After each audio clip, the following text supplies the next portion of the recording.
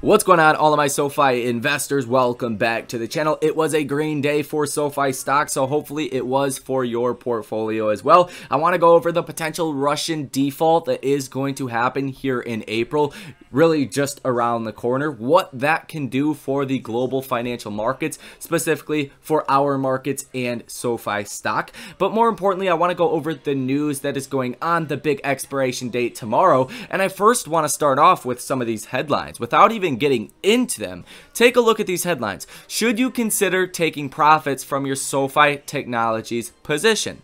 SoFi Technologies, this bruised growth stock, is a strong buy. By the Motley Fool, SoFi's latest acquisition showcases how it plans to dominate fintech. And then you have Morgan Stanley that slashes SoFi price target nearly in half. And you can expect that they have a huge short position on SoFi. That's how fraudulent the system actually is. You take on a huge short position worth billions of dollars, and then you go out and slash the price target because you have the power to do that. But long story short, people are very bullish on SoFi stock, and let's take a look at this one. SoFi Technologies, this bruised growth stock, is a strong buy.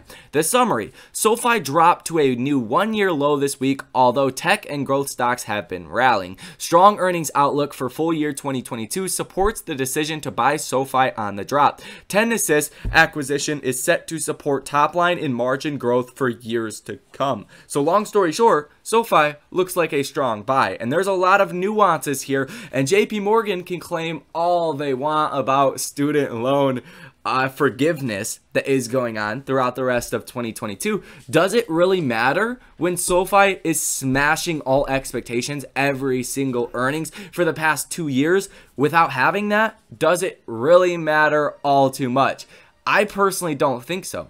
But I just wanted to showcase how fraudulent the system is. So let's now get into the meat and bones of this video. Hit the like button, subscribe to the channel if you guys have not already. Only about 20% of you guys are subscribed to the channel, and you want to stay up to date with all of this information because it will make you money. Turn on that notification bell while you guys are at it and get yourself those free stocks. Links down below in the description for Webull, Moomoo, and Public. Thank you guys for supporting the channel and going ahead and doing all of that. I do greatly appreciate it. Now, getting into what actually happened today. Now, you are seeing this mentality of we are okay to buy the dip right now and then sell in May and go away. It's probably not the last time you're going to hear me say that. Sell in May and go away. That is a huge saying. It's not just catchy to say, which it is, but that's a real saying on Wall Street. Sell in May and go away. A lot of people, they do this and then they buy back after summer's over. Really, end of summer, September, October tend to be weak months, so people tend to buy on that weakness.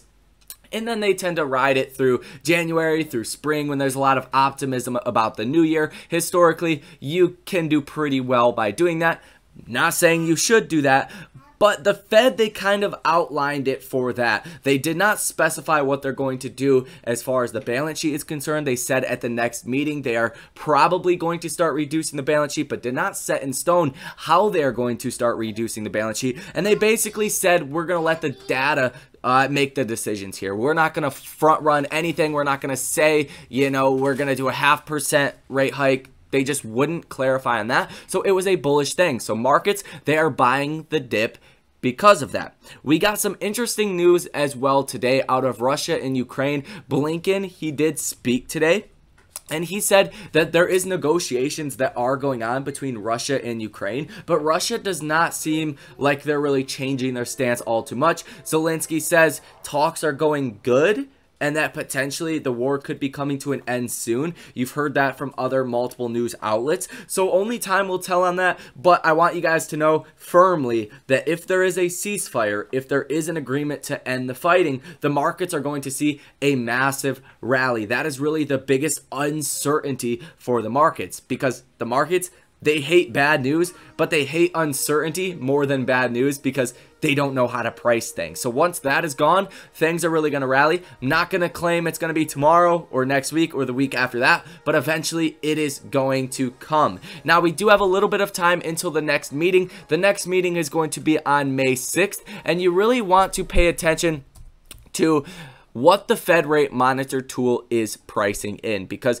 we're 6 weeks away, 5 days, 20 hours, and 36 minutes until that next Fed, which is, May 4th, and you're now seeing 30.6% of market participants that are expecting that 0.5% rate hike. A 0.25% rate hike is priced in by 69.4% of market participants. So obviously we're still pricing in one rate hike every single meeting throughout this year, but that goes to show there is a lot of potential to not do as many. If the data starts to come in good, the war ends, commodity prices go down, oil goes down, inflation trends to the downside. I know that's a crazy thing to say, but I think inevitably it will.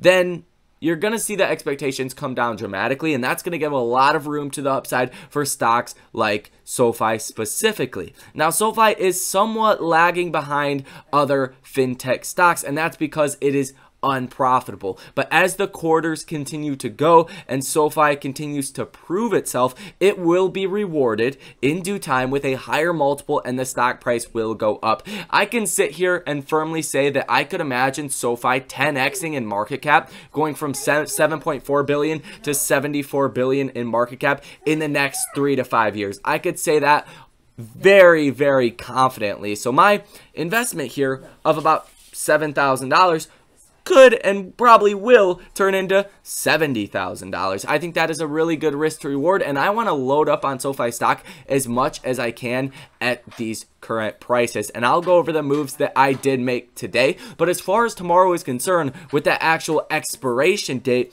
that's very important because you have about $4 trillion of notional value that is locked up in obligations for options. So when you see $4 trillion locked up in options, you will see a lot of de-hedging, you know, people that are assigning other people on their options contracts for tomorrow. So that will free up about $4 trillion worth of money that can go shopping again in the markets. And that's very important. When you lock up money, you're not going to see crazy moves, you know, logically here.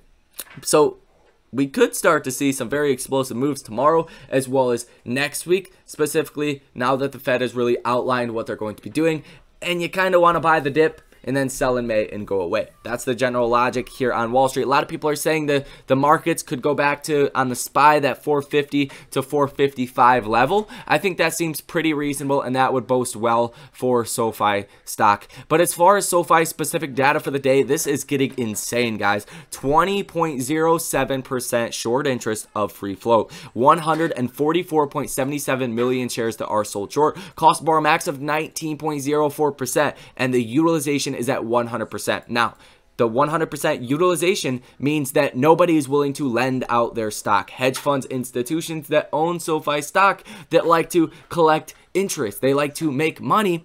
Well, if they're not willing to lend it out and collect 19%, that's a lot. That's a good return by any standard of investor. 19% year over year will make you a lot of money in your investment lifetime, will make you insanely rich. So why are they not willing to lend out their stock for 19%?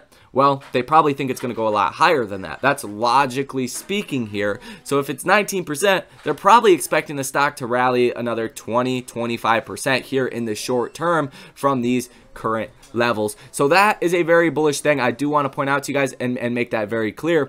Days to cover is sitting at 3.25. As we do know, you can only short a stock for so long. Inevitably, you will have to buy it back, even if it does not cause a short squeeze necessarily, and you don't see that explosive move, which I think you likely will.